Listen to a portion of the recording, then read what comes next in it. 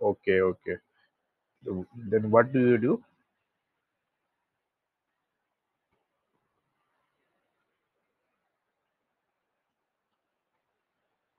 In which company? Okay, manufacturing. What they manufacture?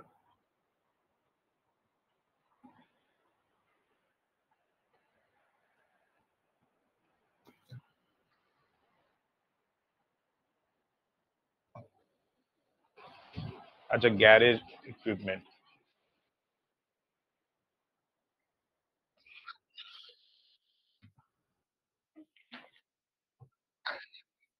Okay, okay. The US.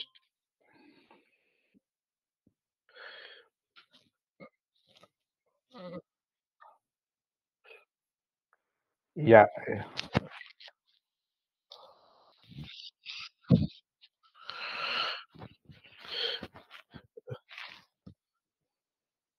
Okay. Shall I give now or we wait for some more people to join? Hello. Hi, Vivek.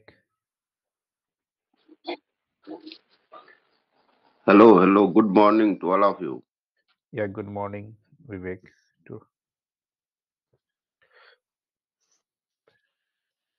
Hi, everyone. Very good morning to everyone. This is my first session. I am joining, and I'm I was touched with Pankaj, but because of my job working time, so I'm not able to join the session. So my name is Mohammed Shamsuddin. I am working in an IT company. I have almost 3.5 years experience in IT, and I'm from India, from Bihar state. So, so I have just saw this wonderful initiative, people can join this session and they can communicate in English. So it was very catchy for me. So I was also interested to join the session. That will be helpful for me as well, everyone, so that we can learn from everyone, each and everything, like small thing, communication that will help to to enhance my communication. So thanks. Yeah, thanks.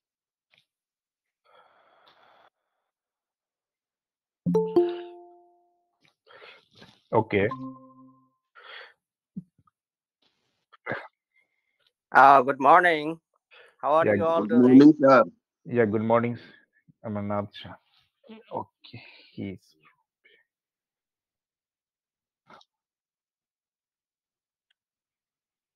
Oh, yeah, it's always good.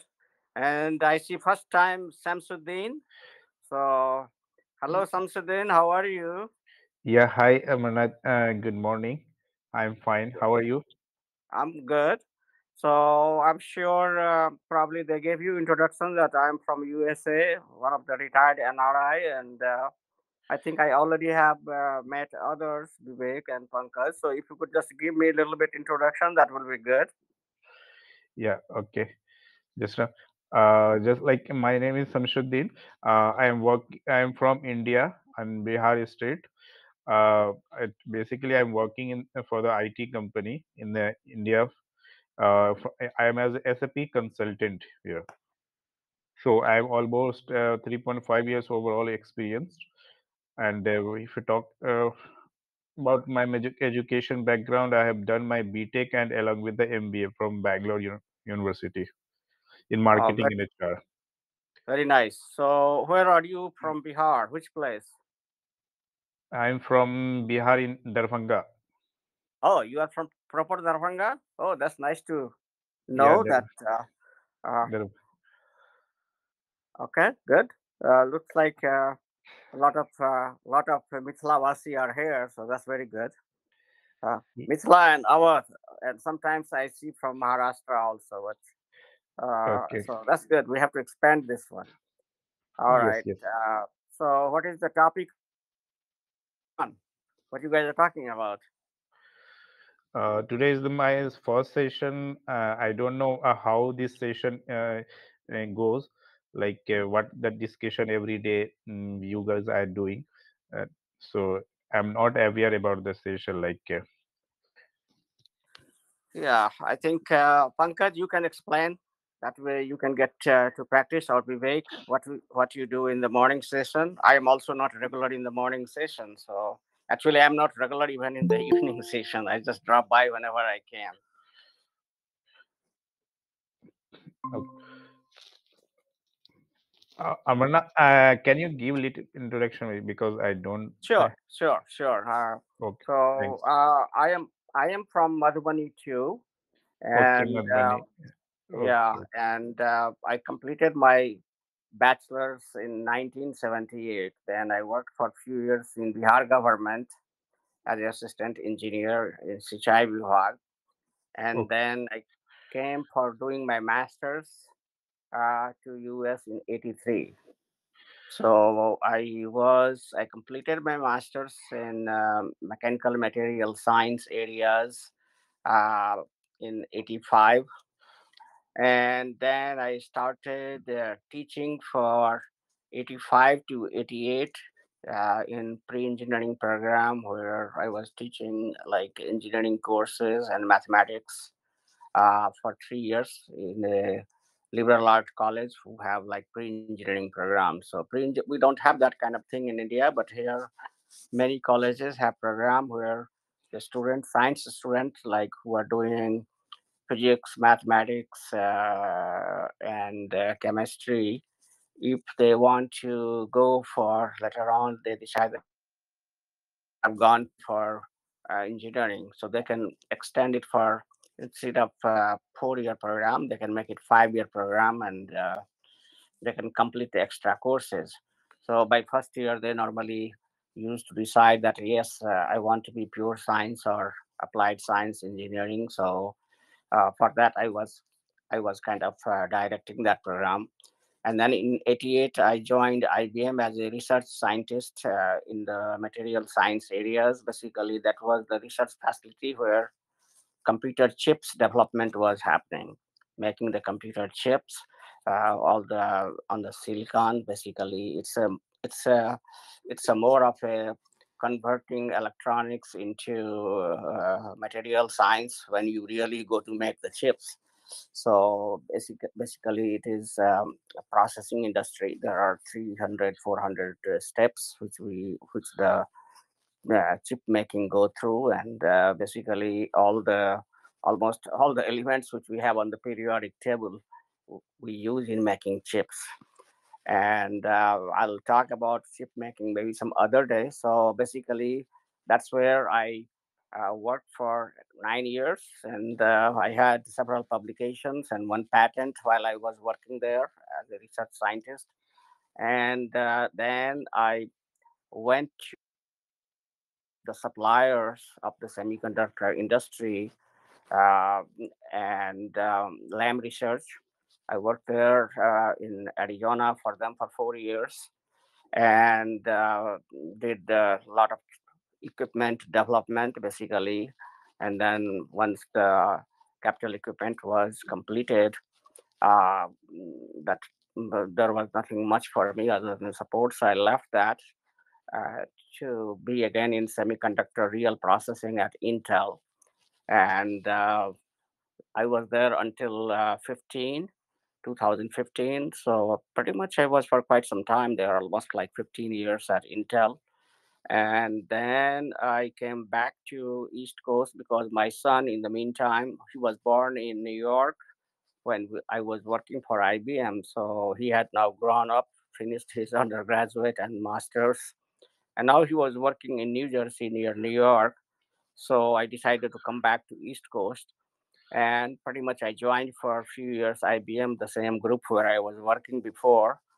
And then in 2021, I pretty much took the retirement. So I'm now retired, just doing a learnings, history, literature, Sanskrit, classical languages, philosophy, those things. And one of this program I just recently joined, and I'm also socially active for Mithila State movement. So that takes also some of my time because I am more of a like intellectually collecting data, why it is viable and why not. So I participate in writing essays, blogs on the Facebook and other places.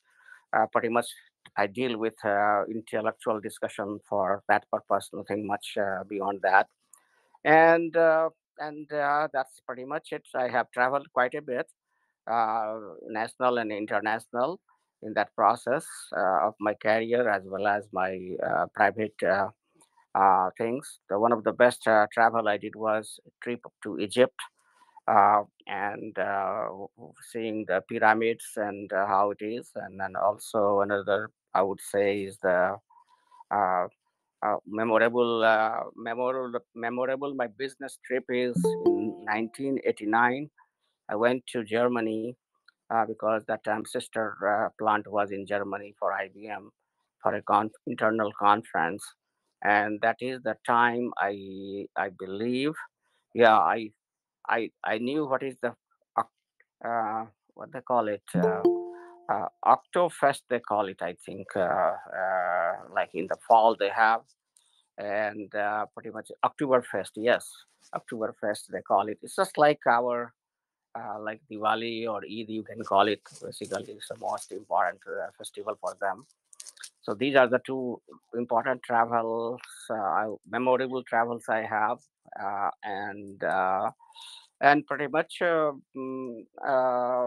that's pretty much about me. Thank you, sir. And now I request to Jamanji, please say something about yourself. Please, Yeah, Jamanji. there is one more thing I wanted to add. Since Yes. many of you are in the software development, not all of you, but some of you.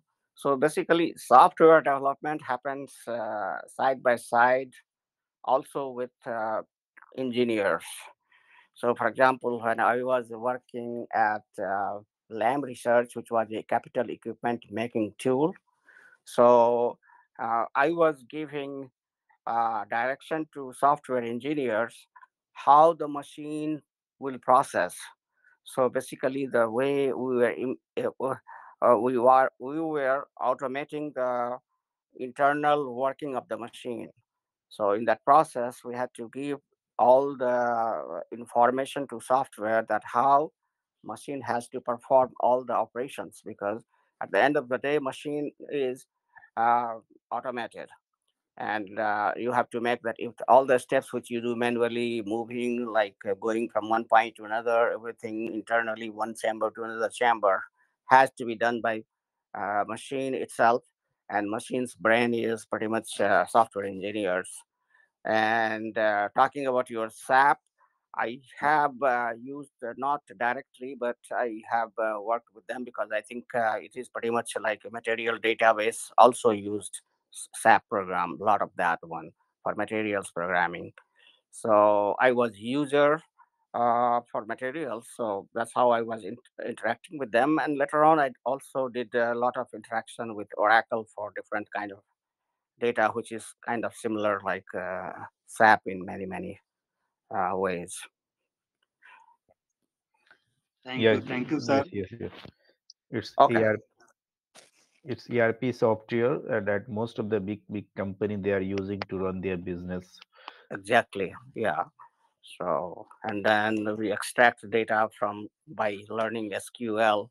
So I have been always as the end users, not the developer side, because ultimately somebody has to use those data, and I've worked in the process and quality, so I had to crunch a lot of data, and basically make sense out of it by Yes. doing different regression analysis of the data throughout my career. So yeah, Good yeah, morning, I remember. Jamanji. Yeah, go ahead. Jam- Uh, I Jamanji, should. good morning. Please unmute. Jamanji is also new. I haven't met him before, I guess. Yes. Actually, Jamanji also joined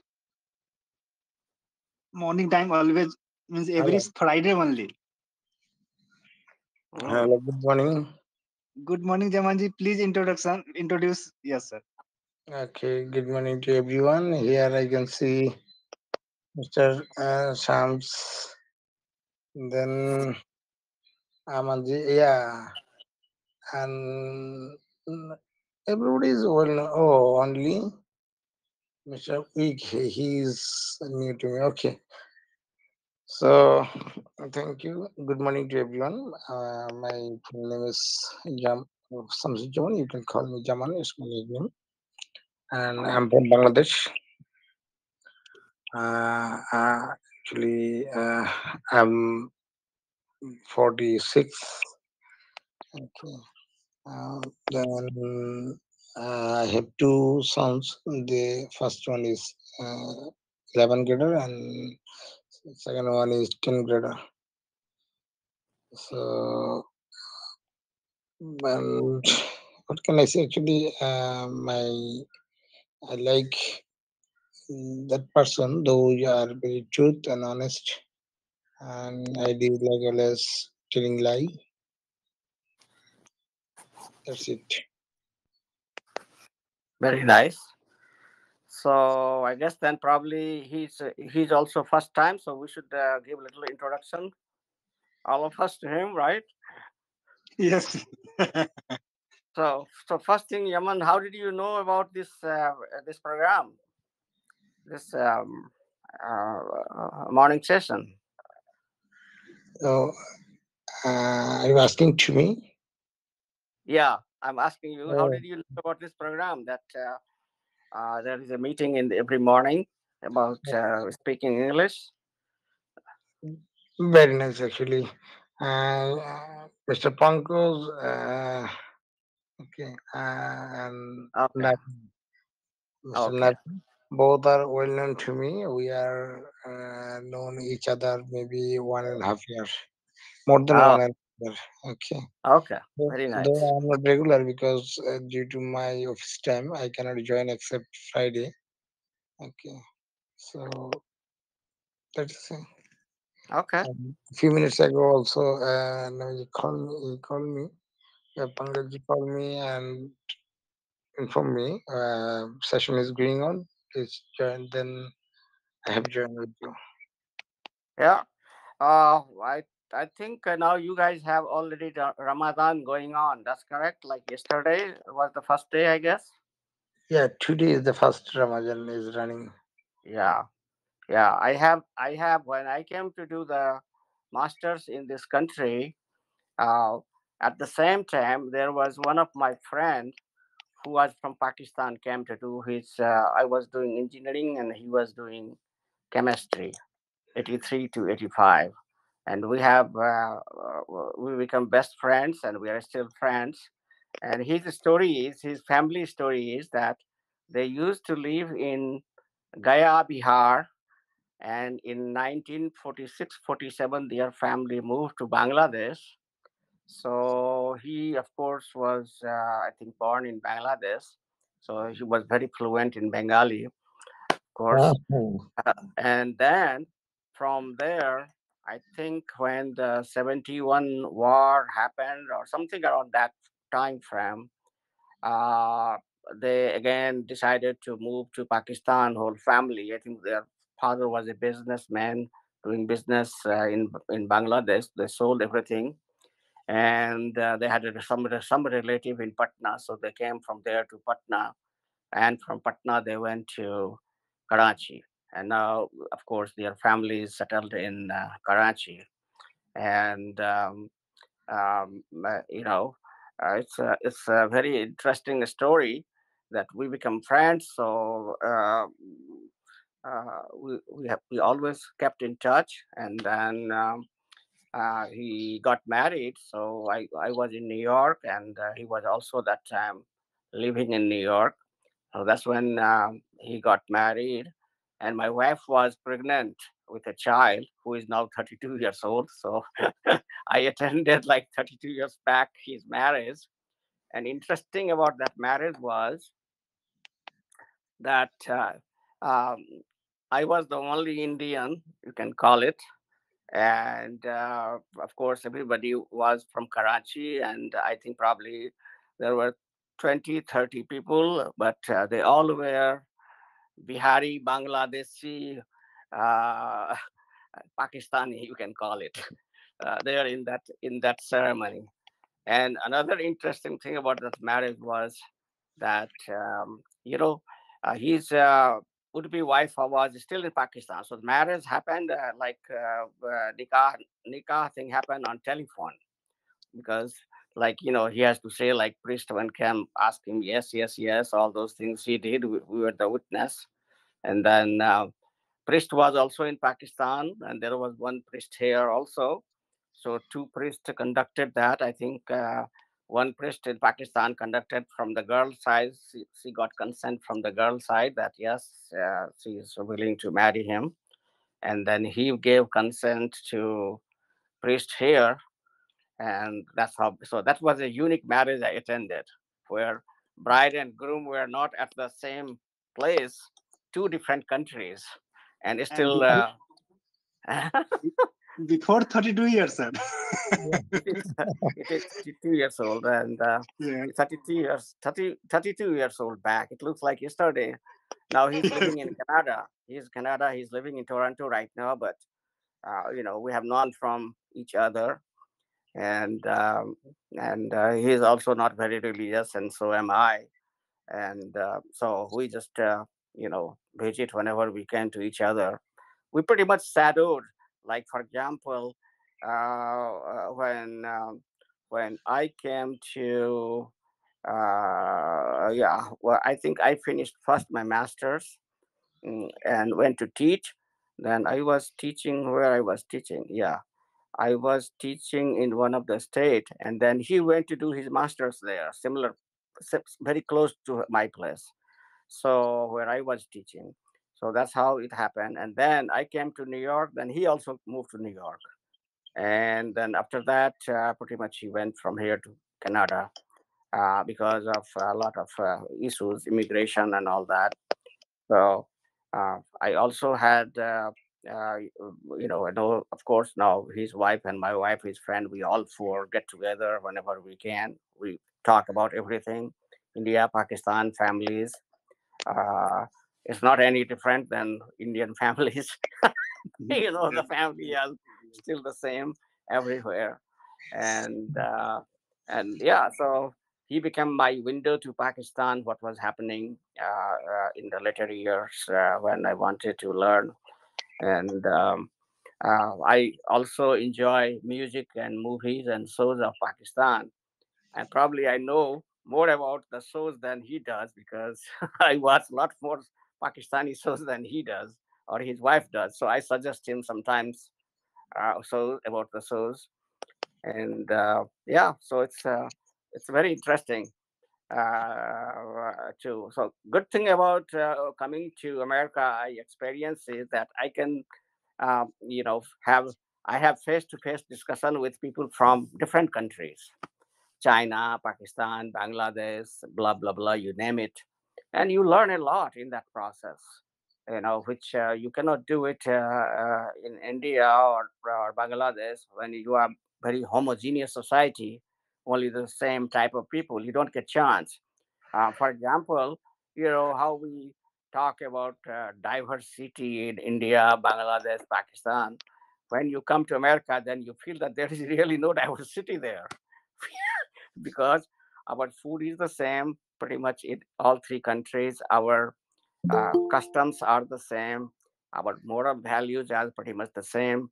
Like, in the sense, like in the West, they marry. Marriage is like very optional thing in the America or in London or any place. But for us, marriage is very important. Sanskar, life changing sanskar. So, they cannot do, girls and boys, they cannot officially are supposed to do sex before marriage. We both, whether Hindu or Muslim, we all follow that. our marriage ceremonies are pretty much similar. So so its language is similar. There is no difference really. And so when you come to country like America, then you suddenly find suddenly so different type of food than what you have seen anywhere in India or Pakistan or Bangladesh. Completely different. I mean, our dal bhat, roti, chawal, I mean, vegetables, that's all meat or fresh pretty much is our diet. But when you come to this country, you have so much diversity in the food and other things, cultural diversities you find. So it's very interesting. I think one of the advantages I think by coming to America was that this experience, and then you get grounded that you are not different. So we all are the same. There is nothing so special about any particular race or community or country. uh, we all are the same human being. It doesn't matter. And it's it's a melting point, melting pot here. This American society, from you have it from every country. It's very common that you'll have a neighbor. Like I have bought 2 3 times home. Right now, I'm living in an apartment. I haven't bought house here because the market is. I'm waiting for market to go down, and now I want to downsize. But it's very common that you'll have a neighbor like I had. The last home I had in the Phoenix was I had neighbors like Americans, Chinese. My next door neighbor was Chinese. Then one was from the Japan, and white, couple of white people, a couple of European people. So it's it's very common here that you have neighbors from many many different countries, and you all enjoy getting together just like we do with our friends. Ladies have their time passing also, like all the neighborhood ladies, they will get together. They have their own games and parties going on. So uh, it's at the daytime everybody professionally just work and keep their personal thing at home. So that's how here everybody is kind of learning about cosmopolitan culture. Yeah, Mr. Amannath, thank you. Uh, yeah, everybody knows this. It is true. America, Canada, some country they are actually multi. There's a multi citizen. Okay, because that country actually developed actually with the help of different countries people. Okay, they are rich, but they have very shortage of people, shortage of citizen. That's why actually those are Bangladeshi and South Asian countries, especially Bangladesh, India, Pakistan. We have huge number of population, but we haven't work facilities. Okay, we haven't job facilities, so that's why actually people wants to go America, Canada, or Australia like that, because uh, we have a huge number of population, and that country they haven't population, and they have war. They need worker. That's why actually, and this is happening. Okay, so you can say it's a good opportunity for them. It's a good opportunity for us, both side, because they need a helping hand worker, and we need job. Okay, so in the both we have some interest. True. Yeah, we meet each other requirement. You're right about that. Yeah, Yes. that is the thing. So, but good thing is you have mentioned that is actually you can get you can know each other, like as you told me, Chinese, Pakistani, Japanese, then other countries people you are living together. You can learn each other's culture, their way of talking, lifestyle, their actually Sanskriti. Actually, I don't know English and Sanskriti. Okay, so Yep. this is actually happening. But uh, uh, if I say we are living in Bangladesh, okay, in Bangladesh we have only Bangladeshi people. We are living together. Okay, but uh, in India it's very big country. So far I know you have a lot of states and a lot of languages in your country.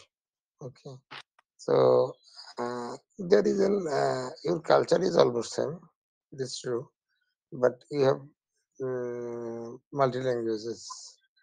Same Pakistan, but Bangladesh, Sri Lanka, Nepal, Bhutan.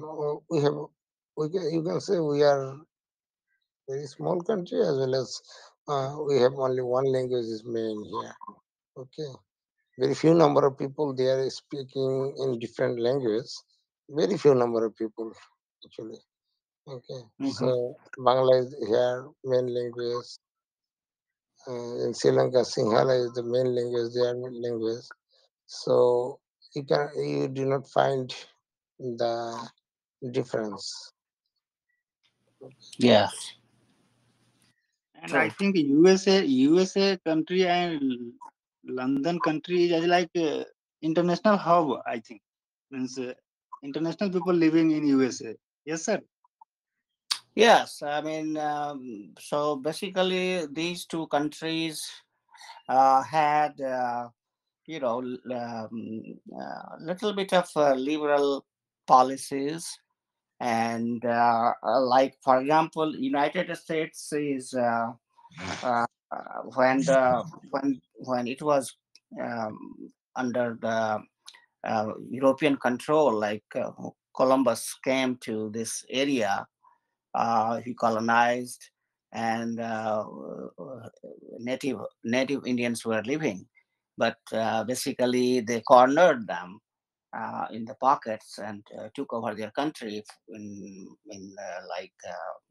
15, 15th century and 16th century, something like that. And then pretty much Europeans all, it was Spanish, French, and British. So it was initially the Spanish control of the country, and then it switched to French and British control. Whole country was divided into pockets between the two groups, and later on, um, United States was run by, just like India, by the British Parliament and British Queen, and they also had to fight for freedom. That's how United States also got freedom from Britain. And same thing happened um, with the Canada, and Canada was under French control, and they uh, got rid of uh, French political control. So, what happened in that process? People started coming. They brought some people, some in the as slaves from different African countries. So that's why you have a lot of Afro-American population in America who have been living here for a very long time, 300-400 years. But in the 60s and 70s, really now they opened up to the um, Indian subcontinent, and you can call it to like China and all that. Started mainly in the 70s and 80s, probably. In 80s, you have software boom happening, which needed a lot more people, and then they had no choice but to open Indian subcontinent and China to the jobs and everything. So a lot of people started coming for studies, staying back here, or working or business and all that.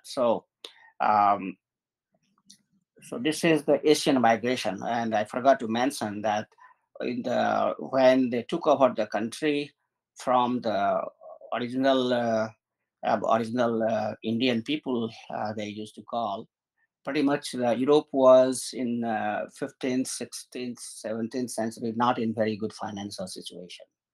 And so from all the countries, people in ships started coming and settling down in America. And that's how the whole white population of the Europe from all the countries moved here, and it became a white dominated population. And they they had plantation in Africa, so they got them as a slaves from there. So basically, Europeans came, they become the landlord, and they brought the slaves because they were also controlling Africa, and they were not only from one country; they were from all different part of the Europe. And so people from European countries came in large number, and a very small population from Africa. And now, since 70s, mainly it is the Asian population. Europeans are now not coming because their economy is equally good like here. So you would not see that many European coming in the modern time. It's mostly the people who have here come a few generations back. So that's why it is a so much international population here. So, Samsuddin ji, you want to say something regarding Sorry. this? Sams Yeah, ji, you want to say something? like we talk about and technology wise, so US is almost most advanced country, and most of the talent in this IT or whatever in the education fields, they are moving to the US for doing their job as well as the education purpose. So the lifestyle is very much different from other country. Like most of the people are there um, independent. They want to be independent, and they want to grow in their career, and they are more focus on their development of the persons. Uh, as per my understanding, and Amarnath sir can say because he has more experience than we have. Right, Amarnath sir? Oh yeah, you are right. I mean, when see the thing is that when society mechanized, and there is a pattern. Basically, whole world before the industrial revolution, which has happened somewhere, let's call it 15, 16, or let's call it including the ship culture, which happened 11th, 12th century. It was very stagnant agricultural society everywhere. So that was the one phase that's why you see all our different cultural scriptures. Pretty much, you will see horses, camels, rath, those kind of arrow and bows and sword, those kind of weapons used in the war. Pretty much, and there is like ancient type of what you call bureaucracy and government, very similar to each other. And then suddenly after industrial revolution, when the machine started becoming, the world started changing really dramatically. That was a turning point for world. And then industrial revolution happened in Europe, so they were the first one to reap the benefit of that. And then slowly it expanded to all over the world. And now the third phase is computer revolution. So that is what is happening again in all over the world. Communication has completely changed, and this is what happened. And the United States, being the center and center for a new research development in every field, pretty much in science and technology, uh, is able to attract a lot of talent from all over the world. And basically, that's how they get it done. It's not that white Americans are doing all the work. As you know, there are a bunch of other people, engineering community, India, China, everywhere, from from African countries. They come and they stay here as a student. They come and They have, over the time, they have developed a very beautiful system, I would call it. And that system has enabled them to do the new research and productize the new research and market it internationally. And that's how they are so much progressing after the Second World War, when they replaced Britain as the leader of the world. Pretty much have almost from 1945 to now, still there is no match to them. They are single-handedly running the world and doing very well. So there are some strength. I mean, we human beings are the same. It's not that Indians or Bangladeshi or people from Saudi Arabia are any different, but our mental resources, how we utilize in our education system, makes difference, and then overall how the society is makes difference. So they have figured it out that how uh, I mean, people you find here from all the different religions, from different countries, and still, when it comes to daytime or work environment, everybody goes and work very well, very effectively, produce the results collectively. We cannot do that in other countries. That is the advantage this country has. They have figured out the system. In our countries, that doesn't work. Everybody wants their own way, and we keep fighting. And Right. yep. That is true. Basically, they respect their everyone individuals. Like if they have talent, they respect them, and if Yeah. someone is respected by anyone, they feel happy and more energetic. Yes. So basically, this society, I mean, there is going to be always a little bit of discrimination, but in general, there is a respect for merit in this society. Yeah, And correct. so age doesn't matter. It's very common here that you will have a 25-year-old manager, you are 50. I had so many young managers. So, and also depend on what you want to do. Like normally in professional life, you can have dual career. Either you can be into management path, or you can be the engineering or scientific development research path, or you can do the mix and match. I prefer to do mix and match. So I used to be like, for a few years in manufacturing and for a few years in R&D. Few times I have done that back and forth. That's how I ended up with R&D. I started with R&D my engineering career, and I ended with R&D, and in between manufacturing and other stuff also I did. So there is a flexibility. Second thing is that they don't care for degree or background and all that. As long as you work, that is what matters here. And big name and fame, of course it has little attraction. Like here also there is a attraction like MIT, Harvard, those kind of stuff like we have in India, IIT. And but at the end of the day, if you are doing your work and you are doing better than IIT, and you will get promotion. Not in India that uh, that is a kind of club here, so it doesn't work that way. And so these are the differences why this country is so progressive. And sir, I think the big difference between developed and developing country is system, sir. Yes. Developed country system is updated and doing as per systematic work. For example, I can tell you that in the 40 years, I have never gone to any Sarkari office for anything other than maybe 2-3 times just for my passport, or like getting the citizenship and all that paperwork. Other than that, I have everything. You can do it on computer, online, or by telephone. You don't need to go. In fact, the offices, they prefer that you don't come. They prefer that you go online. Everything you can do it online, no hassle. And so that is one of the difference. Second major difference, if I see, is that they value time. that everybody is trying to cut down the processing time of everything.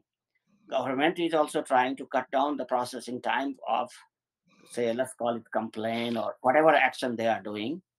And private company, of course, they have always the pressure because of the cost that you have to, and that's one of the reason why this industry is so much what you call automated, because human are very expensive here. Even like minimum wage is like $15 an hour. You can convert that 85 times 15 is how much? That is what is the in Indian rupees is per hour rate for unskilled worker. I'm talking here. 15 hours. $15. $15. Yeah. Okay. So 15 time, let's make it just 80 for even. So how much is that one? Anybody good math? I think it's around 80 12, times. 12, 1200. So 1200. 1,200 rupees an hour is the hourly rate for unskilled worker. Like, Oh. the And people skilled who people, they log. can easily earn around 12 to 15,000 per day.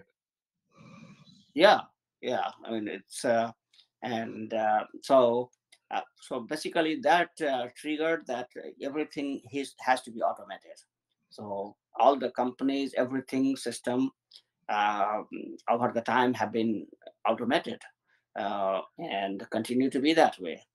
Uh, um, uh, and they always are in the forefront thinking ahead, how can we develop more and more. So that is how the companies are valued. There are some growth companies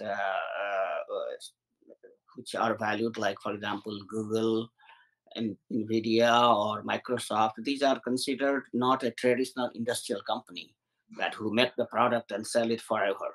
No, they are expected to, their stock is valued because they are expected to come up with a new research. For example, Tesla is also in that category.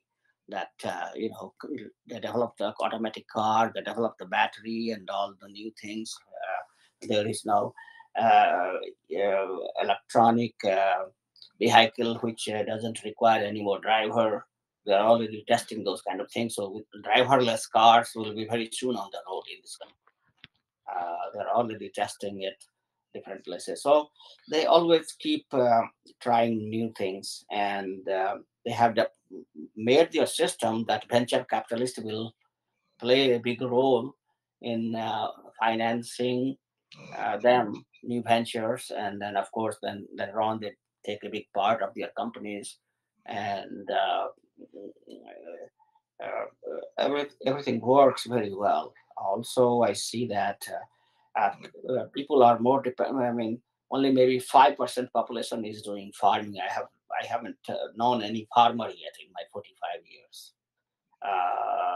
You know, I never had any interaction with the farmers, although I am myself a farmer in India. I used to grow myself Okay. rice, and so there is only 5% people.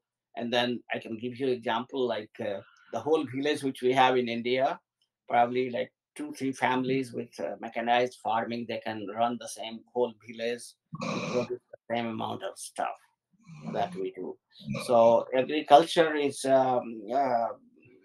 very, I mean, it is a big part of the economy. Don't get me wrong, uh, and but at the same time, only 5% population is dependent on it. So it is completely industrialized. All the 95% population is pretty much in business or industry working, and so everybody has always the pressure to cut the cost, to make it better, uh, cycle time wise and quality wise.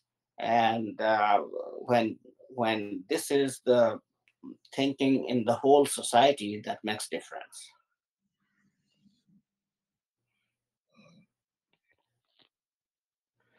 And sir, second thing is our English language, sir. English language is our first platform for this. this What you were trying to say, I didn't get your question. I mean, what you were trying to say. What English language means? What in what context you are trying to say? Means current nowadays, sir, the role of English language is very good, not only nationally or internationally level. Yes. No, this is the language that most of the officially language in company, and they prefer to speak in English. Like if you talk about the Japanese, they will speak only Japanese if they meet with the Japanese people.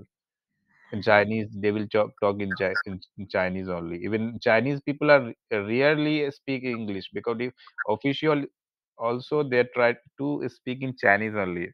They give their language importance. But Yes. I mean, every country is giving, they want their kids to learn English. China, Japan, India, because it is a really, like you said, it's you a guys become said, a it, global common language that most global of the common language. There is no other replacement right now right, of English. So it will be like world will remain bilingual. You have your own language, local language, and then a like for time will example, a time I will come that most of the people they forget their own mother language and they will the only language like English language. actually, like in Europe, they all love their languages. They are very so. For example, if you go to France, they would not speak to you in English, although they all know English as a second language. They prefer when they know that you are a tourist, then they will maybe they will answer it in English. Otherwise, they won't because they are very proud of your language and they expect you to, like Europeans, when they go to France, they expect them to speak in French. So in Europe, you have a culture where people speak two, three languages pretty much in every country. Like it's very common that people speak German, Spanish, and English, or Spanish, Latin. I mean, something like that. There are so many countries. It's just like a huge Europe. You have all these different languages. So I think we can do it also, and basically we do it. For example, let's say, you know, I think we have pretty much like four languages going on in India right now. For example, if I take myself, um, English is international language. Sanskrit is my religious language, and like Samsudin should learn like Arabic for that region. And so, so Sanskrit and Arabic are in that category. English is our working life language. We cannot do without it. And if you are in India, for example, you have to speak Hindi, which is kind of common, at least in North India. And then we have local language like Maithili, Bhojpuri, Bengali, or whatever people speak at home, right? So we are, and we can do it. I think that there should be push that, hey, everybody should learn English as an international language. I'm talking about middle class family, and then classical language like Sanskrit or Latin or Arabic, whatever is your background, so that you can connect with your religious books. You can learn. And then Hindi is the national language. We already speak that one, especially in North. And then local language. If you want to talk to your grandparents, you have to learn. Like we come from the Mithila region, that we have to speak in Maithili. Our kids have to respond in Hindi, but grandparents, I see that happening in the villages, to respond in Maithili. Same thing in any other area. So it's possible, and I don't think it's more language you learn. We hardly use 15% of our brain capacity. We have so much idle uh, capacity left there to use.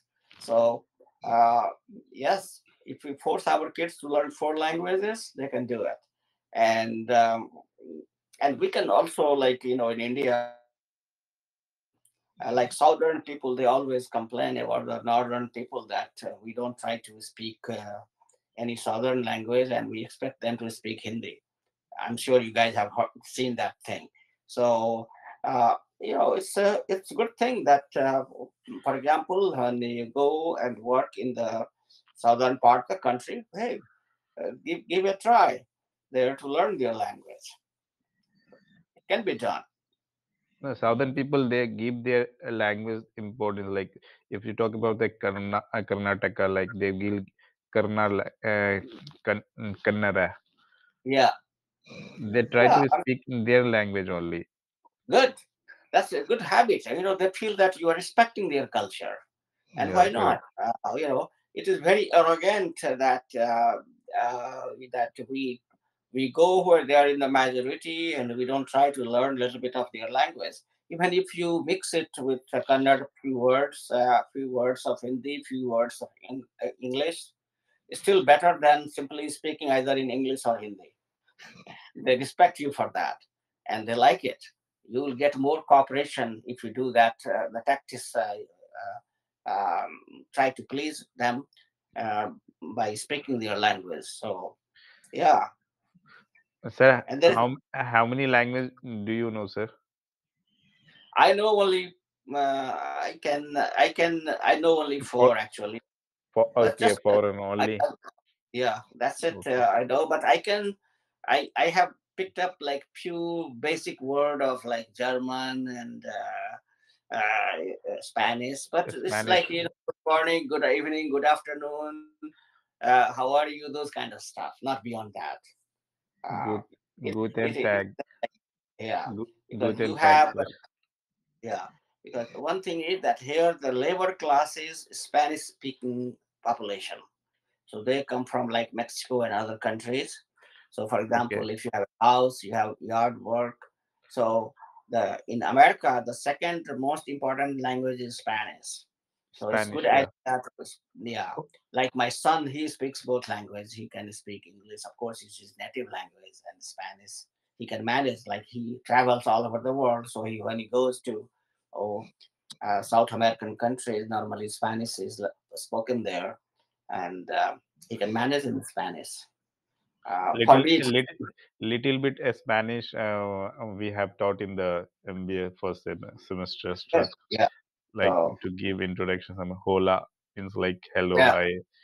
right, Memutiama Samsuddin. My name is Samsuddin. yeah. Thank you is Muvian. ¿Cómo estás? Is how are you? So this is Yeah, Kamutias. people when you say them they smile. That Best part is like if you are moving to any new country, and at least we should know little greeting it's language. That will right. be very much means helpful, and they will appreciate you. Okay, you are learning this my Yeah, language. Okay, really, yeah. that's nice. Like I know only two words of German: Guten Abend and Guten Morgen. Yeah, good morning. Oh, because Yeah. when I went to was telling you, or maybe when we had the conference calls, so I had to say those two words. Hey, good, whatever is time over there, depending on that. Guten Abend, Guten Morgen. Guten Tag, Guten Uh, Tag. I think good yeah, morning, good night, something. yeah. I'm forgetting exact meaning. Guten Abend, Guten Morgen. Still, I remember those Mm, two. It was like mm. in early, late 80s. So yeah, language is more you learn, better it is, and but then you have to have passion because not everybody has passion for learning the language.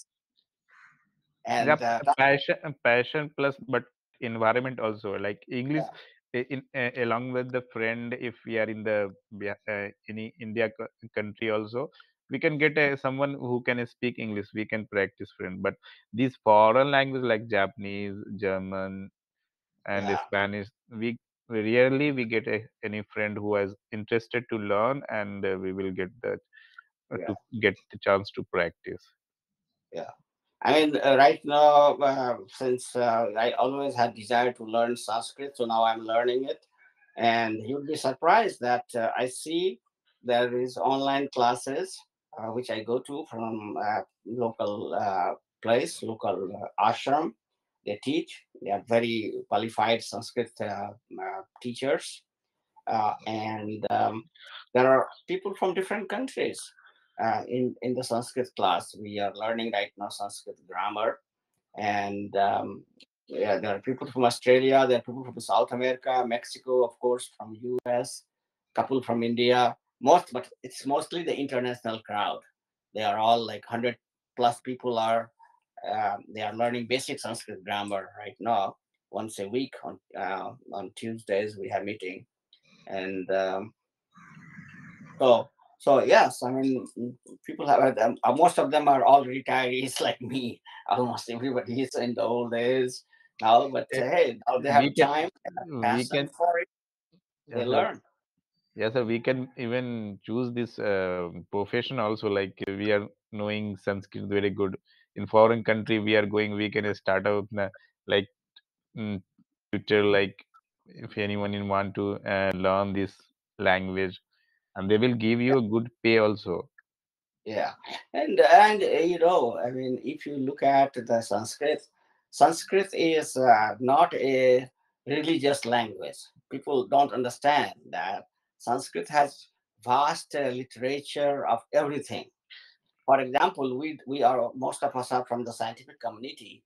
Kanad Muni, basically, he is the first physicist. We never give him credit. India never really, we call him philosopher, but basically he was a material scientist. He is the very first one who categorized like solid, liquid, gases, the gravitation laws. Everything was done by already Kanad Rishi. And he wrote a book called Vaisheshik. I read a few chapters. I said, holy cow, why we never recognized him as a physicist in India?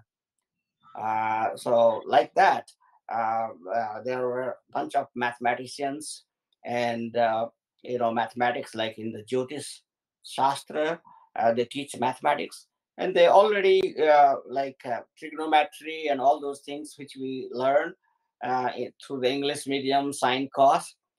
Exactly, the Jyotish students they also learn uh, like uh, like sine is jya, they call it, and cos is koja, like that. So basically, it was all the geometry was already developed in India long time back before the Greeks. We always call Pythagoras theorem, but basically it was already there in India. So like that, every branch you can think of, there is a book. The first book you find is where is India. For example, when you start searching in the field of drama, art, literature, who is the first writer of a book there? Bharat Muni. He wrote Nati Shastra. All the rules and regulations, he put it there, they are still valid. For example, nine rasas. He came that, you have to, when you present yourself, you have to do them in nine different rasas. Your personality, your face, and how you do it, and all that is the Nati Shastra. So it's so it's full of knowledge which we have not really explored, and Western people have done it. They have translated every book you name it, like which we can think of nowadays in Sanskrit. There is English translation of that one by somebody, English, or it was done in the French, and French to other European language. But basically, everything is pretty much translated you can think of. uh, One of the book we are reading in the temple is called Yagyavalkya Gita. It is a philosophical book. It is a discourse between King Janak and his philosopher Yagyavalk. So uh, that who am I, basically, that's the question. Am I this body or mind or buddhi, or how do you who am I? That is the whole discussion of that philosophical book. And there is English translation. I am reading in Sanskrit right now, uh, and so that I can read it from Sanskrit. But there is English translation which I refer to also, and everything is there. So so it's always knowledge. If you have a good thing, India and we produced, and we all are collectively proud of it. Whole South Asian. It is not accomplishment of India. Now we have 3 4 countries out of the same motherland, Indian subcontinent. But we all should be proud of our language. Sanskrit is our Sanskrit is mother of Urdu. Sanskrit is mother of Bengali. This is how all the North Indian languages, their root is automatically goes to Sanskrit, whether it is a Marathi or Gujarati on the western side, on the eastern side, Assami, Bengali, Uriya, Bihari, Maithili, you name it, Nepali, they all have the same root uh, of Sanskrit. So, and more or less, I mean, our vocabulary is almost still 70-80% Sanskrit words. Okay. So good discussion on language today. Like, so Jamanji, you want to say something? No, it's okay. Actually, really, it's a good opportunity to join with us. Okay, and especially thanks to Mr. Amnath for your joining with us. Actually, you are living in native country, that's why your accent, your speaking style is more totally different. Okay, so we got opportunity to listen you. Okay, I think it will help to everyone. Oh, thank you. Zaminji, okay, what you do uh, by professions? Yeah, I'm doing a job in Bangladesh as an accountant. Okay, okay. That's good. So Sams ji, we live every day. So try to join every day. Okay, okay. So Yes. generally, in the meanwhile only, we are just discussing any any previously we are taking any topic and then we are next Yes, day. yes. Totally, we have discussed one topic every day. Okay. Yes.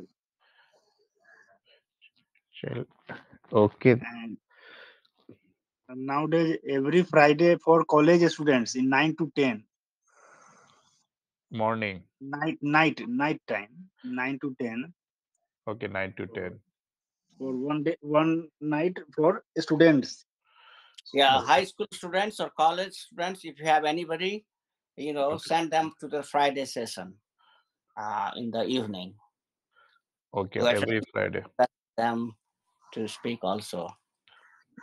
Okay. So, Okay. luckily, you are living in Darbhanga, so it will be good to our college or high school students also. Yeah, we will share the link somewhere in the group or somewhere. But most of the students are they are not keen interested. Like, see, if the those who wants to learn, those wants to practice, they will learn. Automatic. Yes, yes, yes. Yes. Yeah, you cannot force them to learn. You are right. Yes, yes, yes. Interest, first of all, interest needed. Because this why I was into because similar kind of session one of my friend and me also they have started they are doing on weekend days like we got a holiday on weekdays Sunday they are doing but only a week 1 week they have 10 to 20 people was joined and gradually day by day every people are not taking interest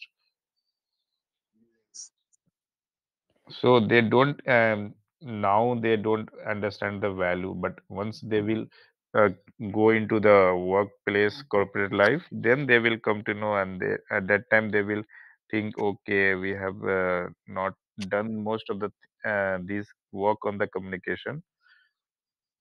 Yes, actually, Samji, what happened? Actually, college life or high school life students is like those students reading in class 10th. So they have one level, one course or one ability is how to well marks in class 10th board. Yes. So his Yeah, focus is yes, mainly yes. preparation of exam. I like those people, those students in class 12, his or her mind makeup is how to achieve well marks in class 12.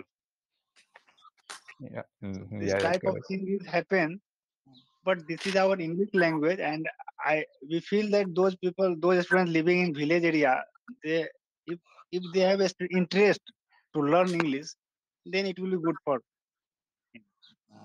Yeah, correct. Oh, okay. Sir, when you last visit Madhubani? Oh, last year. Acha, last year Um, you came here. yeah, yeah. And my wife is from Darbhanga, Bharhadpur. Okay, Yes, right. So I okay. She's visit. from Darbhanga, Yes, right. I'm also staying in Darbhanga DMCH Hospital Road, Oh, Larias. okay. Yeah, yeah. So very close. Near that, her street is like Dr. Raman's clinic. Behind that is her house. So Raman Clinic. Okay, we are in the hub of like medical hospital only, and that yes, Army Memorial Hospital is there now. right, right, right. So if you go towards Tower Chowk in Dahlias, right, then there is Uh, a street right, right near the court. Towards it goes to a street, and there are a lot of doctors in that street there. That is what is. People say that Congress Party has an office in that street also. If you take interest in politics, I saw that, and okay, uh, okay, and then there is animal hospital there also. I see some animals. So okay, yeah, okay. very very close to the petrol pump. There is near. There is a Petrol pump petrol. is there. Yeah, yeah. So there is a street going towards east, and on that street is her house. So we go and Oh, visit her too. Yeah. okay, okay, good, good. Sir, thank you, sir. Okay. All right. I'll see you guys some other time. Thank you. Yes, yes. Thank you. Thank Bye. you. Thank you, sir. Bye, Thank you, bye, Jamin ji. bye, everyone. Bye. Bye. Thanks.